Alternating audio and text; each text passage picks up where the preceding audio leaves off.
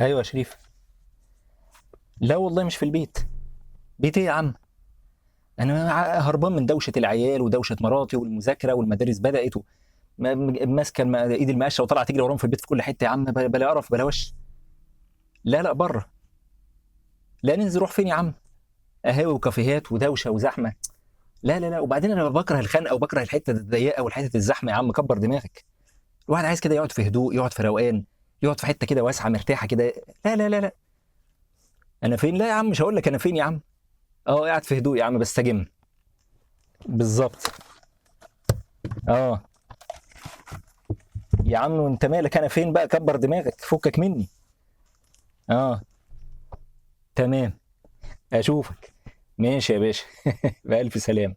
سلامة الله. اللي عايز يعرف انا فين ايه؟ انا فين إيه يا عم؟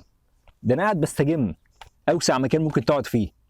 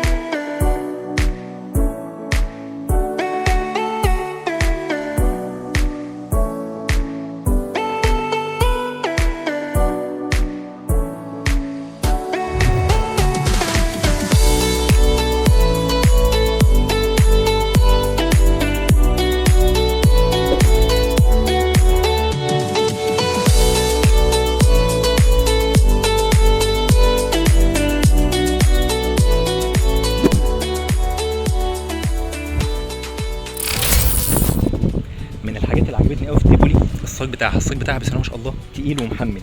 يعني الرفرف ما شاء الله اسمع، تقيل وتضغط عليه مش بسهوله بيدخل مع ايدك، مع انه جزء ضعيف. الباب دايما نص طاوله الباب في اي عربيه بيبقى جزء ضعيف في العربيه. صاج البيبان في نص الباب المفروض ان هو جزء ضعيف. لا الصاج ما شاء الله مش بيدخل ويطلع معاك كده بسهوله، لا لا، حاجه الواحد ما شافهاش من زمان. الباب اللي ورا بص، يعني ما شاء الله الكلام ده الواحد ما شافوش من سنين طويله، دي نقطه مهمه جدا. الصاج ده انا ما شفتوش في عربيات مثلا من 15 20 سنه على الاقل. يعني ده في عربيات المانيا دلوقتي صاجها اخف من كده بكتير. الجزء ده ليه غرض مش مجرد ان هو شكل. جزء التنفيخ اللي ورا في الرفرف اللي ورا ده اهو، ده مع الباب اللي قدامي ده ليه سببين. ده بيعمل تدعيم للباب، يعني بيدي عصب، يعني الجزء ده عصب بيدي عصب للباب. الجزء التاني مش مجرد شكل وتنفيخ، دي يعني دي تضغط عليها الرفرف اللي ورا مديله تدعيمه محترم قوي، تحس ان هي زي العربيه الربع نقل ما شاء الله. زائد انها ليها غرض تاني، ان العربيه على السرعات العاليه الهواء بيضغط هنا اهو، بيضغط فوق هنا بيثبت ظهر العربيه عشان العربيه ما تجريش يمين وشمال مع السرعه، فدي نقطه مهمه جدا. كبوت العربيه انا لما جيت ارفعه افتكرت ان هو معاكس معايا في حاجه او معلق، فاتفاجئت ان هو لا، ده الطبيعي بتاعه. الكبوت فعلا ما شاء الله يعني حاجه محترمه.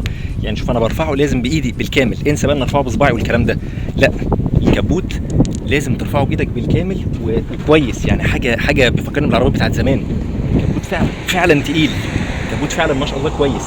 طبعا تقيل انا بقارنه بالعربيات الحديثه يعني عشان ما حدش يجيب بيجو 505 ويجي يقول لي لا يعني لا، بس فعلا الصاج ما شاء الله محترم. يعني الكبوت في نص الكبوت اللي هو في الزمن اللي احنا فيه ده تلاقي عربيات حديثه كتير تلاقي الوش ده مفعص ومطبق، لا الكبوت ما شاء الله انا بضغط في نص الكبوت، لا الصاج بتاع العربيه محترم قوي، ودي نقطه في قمه الاهميه. طيب دي نظره على سانج يونج تيبولي 20 اكس ال في على الصالون بتاعها. مبدئيا هركب الصالون من قدام الاول لسبب، عشان انا ببقى مرجع الكرسي اللي قدام او الكراسي اللي قدام لورا عشان احط الكنبه الخلفيه في موقف صعب، اشوف رد فعلها ايه، يعني هتستجيب ولا هتبقى مش كويسه. اولا العربيه طبعا اس يو في، فطبعا السقف عالي، فمش محتاج اقول ان وانت بتركب انت مش هتعاني، مش هتحتاج توطي والكلام ده. طبعا هنا تبرز قيمه الجماعه القصيرين، مالناش دعوه بيهم اهو، تركب بمنتهى السهوله تطلع بمنتهى السهوله مبدئيا. طيب الوسع في الامام ممتاز حرفيا، يعني انت قاعد قدام مرتاح جدا جدا، حتى لو انت طويل، حتى لو انت مليان، حتى لو انت المسافه بين الكرسيين كبيره، مسافه ما تقلش عن اكتر من شبر بين الكرسيين اللي قدام. الكراسي عريضه، الاسفنج دي نقطه بتفرق معايا، الاسفنج بتاع الكراسي مريح حنين طري، في عربيات بتبقى ناشفه، لا الاسفنج نفسه طري. طبعا العربيه دي السبورت اعلى فئه، بتنزل جلد طبيعي، بتنزل مرايات ضم، بتنزل فتحه سقف، 2 ايرباج مش 1 ايرباج، كاسه تاتش سكرين 7 بوصه، سنسور خلفي، كاميرا خلفيه، ستارت انجن. دي الفروق بين السبورت وبين الكومفورت اللي هي الفئه الاولى والثانيه. الفئه الثانيه اللي هي دي اللي اسمها سبورت بتنزل ب 350، الفئه الاولى هي الكومفورت بتنزل 305. تمام. الكراسي اللي قدام مريحه جدا، عريضه، انت قاعد انا تقريبا رجليا مش لامسه اخر يعني انا فرد رجلي الاخر مش لامسه اخر الدواسات. طيب نشوف كده ورا ايه الدنيا. طبعا نفس القصه، انا بركب مرتاح جدا، السقف اهو يعني بيني وبين السقف حوالي 3-4 سم، يعني في عربيات بتحتاج تعمل كده وانت نازل وانت طالع، لا هنا الدنيا عادي جدا. في دي نقطه مهمه جدا، حد كبير في السن، حد مليان، حد طويل، مالناش دعوه. طيب انا الكرسي اللي قدام مرجعه لقرب اخره، يعني الكرسي القداماني والمسند راجعين لقرب اخرهم، بالذات الكرسي. انا قاعد دلوقتي مرتاح، بيني وبين مسند الكرسي مدخل حوالي مسافه ما تقلش مثلا عن 13 سم على الاقل، يعني مدخل كف ايدي ويشيل 3 صوابع تاني بيني وبين المسند اللي قداماني، وانا قاعد مرتاح جدا. مسند الكنبه مايل، نفس القصه، سفنج برضو نفسه طري، المساحه كويسه جدا للاقدام. في نقطه هنا مهمه، ان نفق الفتيس واطي حبتين 3، ودي نقطه مهمه جدا. النفق بتاع الفتيس قليل، بمعنى ان اللي هيركب في النص هنا اهو مش هقول هيبقى قاعد متدلع، هو هيبقى قاعد حاسس انه عالي حبتين، لكن الدنيا مقبوله. يعني في عربيات بيبقى اللي قاعد في النص بيبقى يتعذب حرفيا، حاطط رجل يمين ورجل شمال، يا اما قاعد عامل كده وتحس انه عامل القرفصاء، عامل زي الكاتب المصري القرفصاء، لا الدنيا معقوله اللي راكب في النص. اما اللي راكب يمين وشمال ده ربنا يديله الصحه، هيبقى متدلع اخر دلع. طيب بالنسبه للموتور بتاع العربيه، الموتور بتاعها موتور 1600 سي سي توين كام، بيطلع 128 حصان عند 6000 لفه، وبيطلع عزم 160 نيوتن عند 4600 لفه، متوصل بفتيس 6 سرعات اعتيادي خالص. طبعا الموتور ده تنفس طبيعي عادي جدا، فتيس 6 سرعات من شركه ايسن الياباني، فتيس محترم جدا جدا، ستيبترونيك، ما فيهوش اي مشاكل، ما فيهوش اعطال، مفيش مشاكل. العربيه طبعا بتنزل بكل فئاتها، فيها اي بي اس. في حركه معموله في العربيه هنا عجبتني جدا جدا، المحرك احنا نلاحظ ان هو غطسان في قلب الحوض، واقع لتحت مش بارز. بص كده الموتور، بص واقع ازاي في قلب الحوض، بص يعني بص ده وش العربيه اهو، بص الموتور غطسان لتحت واقع لتحت. ليه؟ ده في ميزه في قمه الاهميه، انه بيدي ثبات اكتر للعربيه، مركز الثقل بتاع العربيه بيبقى واطي لتحت، يعني الموتور لما بيبقى الموتور وزن الموتور كله قريب من تحت، فدي يدي مركز ثقل كويس للعربيه، يساعد على الثبات وخصوصا في الملفات، نقطه في قمه الاهميه. كذلك شنطه العربيه من نقط قوه العربيه السانج يونج تيبولي، طبعا دي الاكس ال في اللي هي الكبيره شويه. شنطه العربيه حاجه بصراحه محترمه جدا، يعني دخلت قعدت فيها وكان ممكن لو واحد صاحبي يجي يقعد معايا فيها كمان. شنطه مساحتها عملاقه ضخمه جدا، حوالي 720 لتر. الجنط السبير جنط سبور، مش جنط من الحاجات الحديثه اللي هو بيمشي 80 كيلو والكلام ده، لا يعني. وان كنت كان نفسي يحطوا جنط صغير ونستغل المساحه دي بالكامل، حرام يعني المساحه جوه تحت عملاقه. انا شخصيا كنت افضل يحطوا جنط صغير شويه ويوسعوا مساحه الشنطه كمان عن كده، بس هي بصراحه يعني صعب انك تحتاج اكتر من كده. طبعا دي عشان لو هتقفل الشنطه، الحركه اللي هي المعروفه على دي كده برضه عشان تداري الحاجات اللي في الشنطه اذا حبيت. فمساحه الشنطه ما شاء الله مساحه عملاقه. سانج يونج تيفولي اسم غريب حبتين ومش كل الناس عارفاه، وفي ناس فاكراه صيني وفي ناس فاكراه شركات مع بعض. باختصار سانج يونج دي شركه كوري 100%، شركه محترمه وشركه قديمه وشركه كبيره. عشان تعرف ثقه لشركه سانج يونج دي، الشركه دي في اواخر التسعينات اللي يفتكر كانت عامله عربيه بالشراكه مع مرسيدس، خلي بالك، عربيه كان اسمها سانج يونج موسو. يمكن انا في وحيد في مصر اللي كنت عارف اسمها، بعرف اقرا اسمها، كان اسمها غريب جدا، اسمها سانج يونج موسو. العربيه دي كان فيها محرك مرسيدس. طبعا شركه زي مرسيدس مش هتشارك اي شركه والسلام، يعني ده عشان يعرفك ان سانج يونج دي قد ايه شركه كبيره وشركه ليها ثقل. طيب الشركه دي متاسسه سنه 54، يعني بنتكلم في حوالي 65 سنه، شركه عريقه وكبيره. وكانت بتعمل كمان عربيه جيب زمان للجيش الامريكي، عربيه جيب واس يو في. العربيات الجيب دي معروفه انها مش اي حد بيعرف يصنعها، عربيات صعبه في الديناميك بتاعها وفي انظمه التوجيه وانظمه الثبات، لازم يبقى محرك قوي والعفشه كومباتبل قوي مع الموتور، قصه يعني مقرفه حبتين. فسانج يونج دي شركه قديمه وشركه كبيره. ده مبدئيا عرفنا سانج يونج تيفولي دي ايه.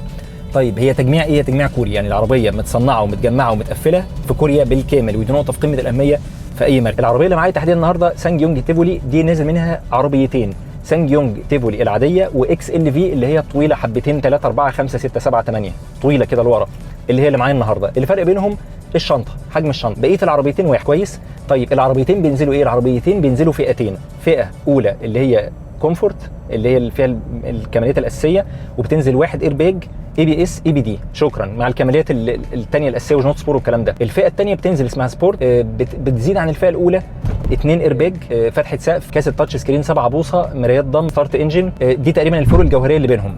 للاسف من عيوب السانج يونج تيفولي ان ما بتنزلش فيها اي اس بي وما بتنزلش فيها اير باجز اكتر من كده، يعني هو عدد الاير باجز اللي فيها بس الاثنين اير باج في الفئه العاليه وواحد اير باج في الفئه الاولى. طيب العربيه دي نظام موتورها ايه؟ الموتور بتاعها بينزل 1600 سي سي توين كام، تنفس طبيعي مش تربو، بيطلع 128 حصان عند 6000 لفه، وبيطلع 160 نيوتن عزم عند 4600 لفه. العزم بتاعها كويس جدا والهورس باور بتاعها يعتبر كويس جدا. وزن العربيه تقيل نسبيا، وزن العربيه العاديه 1300 كيلو، 1330 تقريبا. وزن العربيه الاكس ال في بيزيد له حوالي 50 60 كيلو، بتبقى 1380 تقريبا، اقل من 1400 حاجه بسيطه. الوزن ده وزن تقيل. طبعا الوزن التقيل في اي عربيه في الدنيا في ميزه وعيب. ميزه انه بيدي العربيه ستيبل، العربيه تبقى ثابته وراسيه على الطريق، مش اي شويه هواء يلعبوا بيها. وعيب في المقابل ان بيدي لود وبيحط مجهود على الموتور، الموتور بيجر وزن تقيل، فلازم الموتور يبقى عليه عبء والفتيس عليه عبء.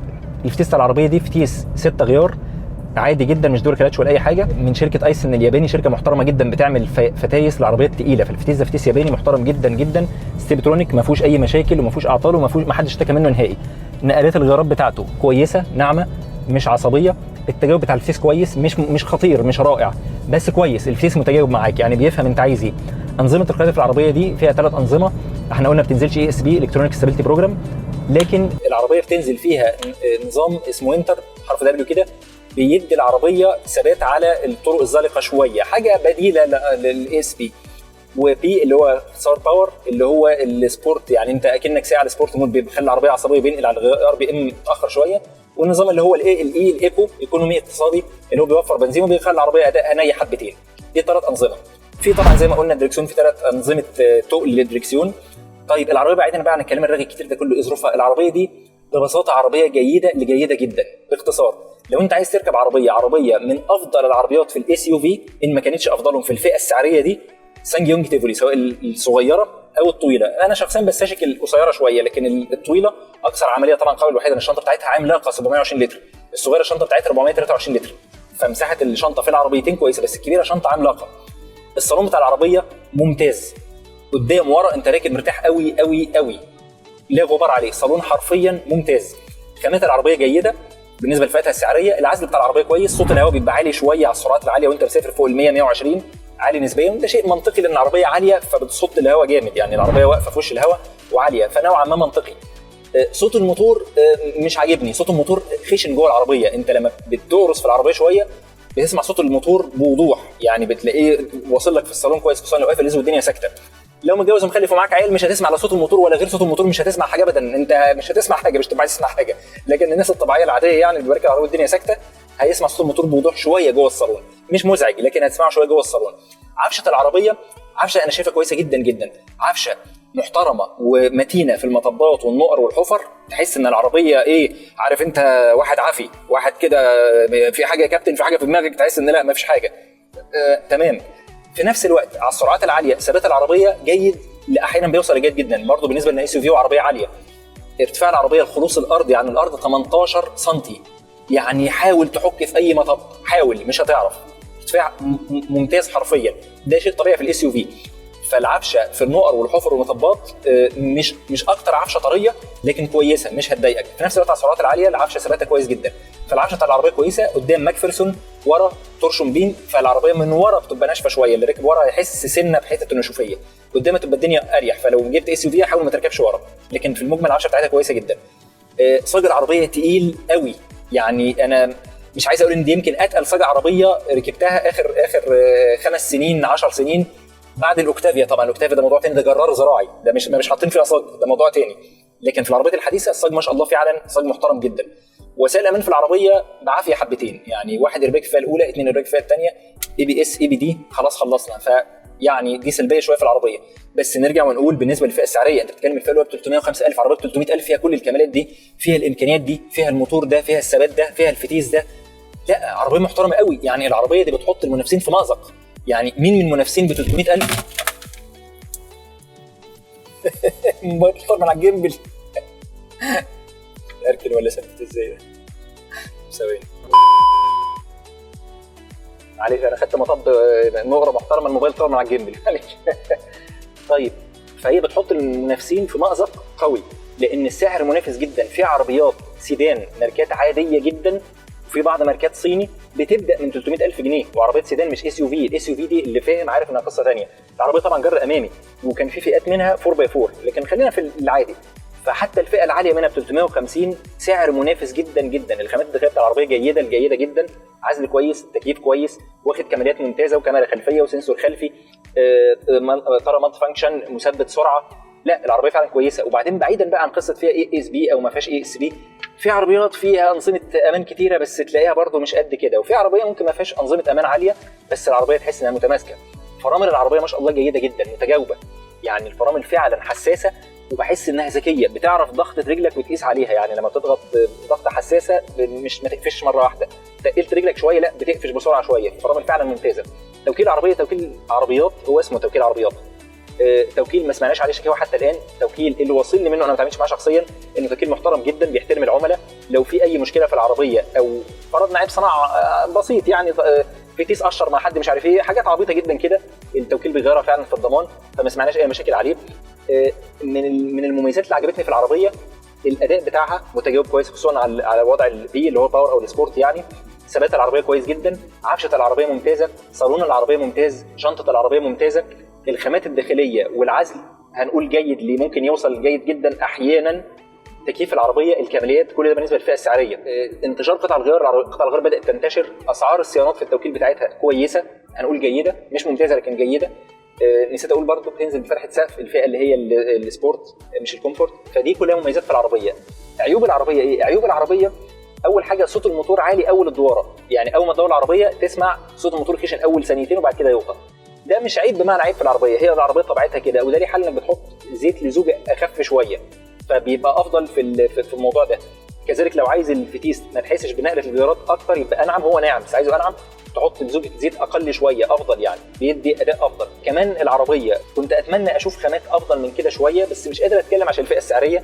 كنت اتمنى اشوف اي اس بي، كنت اتمنى اشوف بريك اسيست، يعني كنت طبعا في حاجه زي كده اهو. لكن هي كمالياتها برضو كويسه جدا. كمان العربيه الاكس ال في اللي هي الطويله شويه، تصميمها ضخم حبتين من ورا، يعني دي طبعا مساله اذواق، بس تصميمها ضخم شويه. التابلو بتاع العربيه عملي جدا جدا، كل حاجه. يعني انا ركبت العربيه لاول مره بص عرفت زرار كل حاجه فين، عرفت كل حاجه بتتعمل منين، سهله وبسيطه. بس ما تحسسكش قوي انها 2020، يعني في حاجات في 2020 فيها نقله اكتر من كده شويه. السلاك العربيه دي في البنزين على الطريق جيد، يعني بتعمل حوالي 7 ل 7.5 لتر لكل 100 كيلو لو طريقه قيادتك كويسه. السلاكه في البنزين جوه المدينه مش ممتاز، هو معقول، يعني ممكن يوصل مثلا 9.5 10.5 لتر تقريبا. التسارع بتاعها من 0 ل 100 في 11 ثانيه ونص تقريبا ل 12 ثانيه. التوب سبيد بتاعها المفروض انه في الكتالوج 176، بس هي بتوصل 185 توب سبيد. بس انا ما انصحش بالعربيات الاس يو في او غيرها والله انك تجري على سرعات عاليه، يعني العربيات عاليه على الارض. طيب انا امتى انصح بيها؟ انصح بيها لو انت عايز تجيب افضل عربيه قيمه مقابل سعر. مش هتلاقي تقريبا عربيه ب 300,000 جنيه او 305 سعر وكيل رسمي، يعني فيها كل الامكانيات والكماليات دي والامكانيات دي والاداء ده والصاج ده والثبات والموتور والكلام ده. مش هتلاقي. انا بتكلم على وقت تصوير الفيديو. حتى هذه اللحظه العربيه ما ننساش انها كوري 100%، التوكيل بتاعها محترم، اسعار قطع غير كويسه، وبدات تنتشر بره، بدات الناس تجيب قطع غير بره التوكيل وتجيب انصاص، ربنا يكفيكم الشر يعني، وتجيب قطع غير كتيره. ف يعني مش عايز اقول مستحيل، بس انا شخصيا حتى الان ما لقيتش عربيه اس يو في مش صيني بالسعر ده، فسعر منافس فوق الوصف، افضل قيمه مقابل سعر. دي اهم ميزه فيها. العربيه دي بتحقق المثلث اللي انا ببص له اول 3 اضلاع في اي عربيه. اول حاجه الامان في العربيه دي كويس، مش بقول وسائل الامان، بقول الامان. يعني العربيه تقيله راسيه، فراملها كويسه، ثباتها كويس، الصاج بتاعها كويس، فالعربيه المستوى الامان فيها كويس جدا. تاني حاجه الاعتماديه. العربيه ما سجلتش اعطال حتى الان، الناس راكبه من 2016 بقى لها 5 سنين تقريبا ما سجلتش اعطال او مشاكل حتى الان مع حد، دي نقطه في قمه الاهميه. ثالث حاجه الركوبه، الراحه. بعيدا عن ان احنا نمسك لسته ونكتب وسائل راحه، العربيه فيها كل اللي انت عايزه باختصار شديد، سواء في الفئه الاولى اللي ب 305 او الفئه الثانيه الاغلى شويه ب 350. فالفئه الثانيه لو تقدر تكمل وتجيبها انت تقريبا مش تبقى عايز حاجه ثانيه مش في العربيه تقريبا، يعني فيها كل اللي انت عايزه. وسائل الراحه، الاعتماديه، قله المشاكل، يعني الامان في العربيه، الثبات، وانك تبقى مطمن وانت راكبها وانت مسافر بيها ومطمن على اسرتك بامر الله. فيها اهم 3 حاجات في العربيه. بسالك بقى بعد كده شكلها حلو ولا وحش، فيها دايلايت ولا لا، فيها زينون ولا لا، شكلها من قدام، شكلها من ورا، دي تفاصيل يعني مش جوهريه قوي. انا نسيت اقول ان الفئه الكومفورت بتنزل فرش جلد طبيعي، دي برضو نقطه مهمه. فالعربيه دي انا ارشحها لك لو انت عايز افضل قيمه مقابل سعر في اس يو في. صالون واسع، شنطه واسعه، مستوى امان جيد، اداء موتور جيد، ممكن يوصل جيد جدا، ثبات جيد. طيب انت ما رشحش العربيه دي؟ ما رشحهاش لو انت عايز عربيه تكون مدياك كميه كماليات رهيبه اكتر من كده، واعتقد هيبقى صعب قوي خصوصا في الفئه السعريه دي. يعني حتى لو انت عايز عربيه تديك كماليات اكتر من كده ب 350 تقريبا مش هتلاقي. طيب انت كمان ما رشحهاش لو انت عايز اكثر عربيه انتشارا لقطع الغيار. هي مش اكثر عربيه انتشارا لقطع الغيار، حاجتها موجوده وقطع الغيار بتاعتها موجوده، لكن مش رقم 1 في انتشار قطع الغيار. طيب لو انت كمان عايز اكثر عربيه في الريسيل في الفئه السعريه دي او في الاس يو في، هي مش اكثر عربيه في الريسيل، هي ليها زبونها وبدات تنتشر بقوه، بس برضه مش العربيه رقم 1 في الحته دي. لو انت عايز اشيك عربيه في التصميم الخارجي او الداخلي، هي مش العربيه رقم 1، ودي طبعا اذواق، بس يعني مش اشيك عربيه في التصميم الخارجي والداخلي، في عربيات سبقتها. لو انت عايز اسرع عربيه اس يو في، يعني هي ادائها كويس جدا لكن برضه مش هي اسرع عربيه في الاداء بتاعها. لو انت عايز اكتر عربيه في وسائل الامان والسيفتي، وبرضه اعتقد بصراحه ان هيبقى صعب تلاقي عربيه ب 300 و 350 تديك وسائل امان اكتر من كده، صعب قوي. كمان ما رشحهاش لو انت عايز اقل عربيه استهلاكا للوقود في الفئه السعريه. هي مش اقل عربيه استهلاكا للوقود، بس في نقطه مهمه جدا، معظم العربيات الاس يو في ما كانش كلها بتبقى نسبيا ثقيله، وزنها ثقيل، فبالتالي استهلاك البنزين بيبقى عالي نسبيا. فمش هتلاقي عربيه اس يو في اقتصاديه بمعنى اقتصاديه، يعني تقريبا ما فيش. انت بتتكلم على عربيه بالحجم ده، بالشنطه والصالون دي، بالوزن ده، عربيه قربت على 2.5، يعني مش هتلاقي عربيه. بس يعني هي مش افضلهم في استهلاك البنزين، انما في المجمل هي عربيه اقدر بقوه ان ارشحها. والعربيه دي انا ركبها رشحتها لصاحبي واخويا مصطفى، رشحتها له، والراجل بعد ما ركبها ما شاء الله حوالي 4-5 شهور بسالها رايه فيها بحياديه، فقال لي ان هي في المجمل، قال لي باللفظ لو رجع بيا الزمن لورا كنت اختار نفس العربيه. وهو بيسافر كتير جدا جدا، ربنا يحفظه ويحفظها له. فالعربيه من لسان واحد يعني مستخدم بقاله 5 شهور معاه العربيه زيرو، بيشكر فيها جدا وبيقول انها ممتازه، ولو رجع بالزمن ورا هيجيبها برضه نفس العربيه تاني. العربيه من العربيات اللي بقدر ارشحها بقوه. ولو انت بتفكر في اس يو في في سعر 300,000 350، اقدر اقول لك ان تقريبا دي افضل عربيه في السعر ده. ارجو انكم لو عجبكم الفيديو تشتركوا في القناه وتعملوا لايك وتعملوا سبسكرايب. لو ما عجبكوش الفيديو اشتركوا في القناه واعملوا لايك وعملوا سبسكرايب، مش مشكله، عادي يعني. ايه يعني وما توفيقي الا بالله، عليه توكلت واليه انيب. سلام.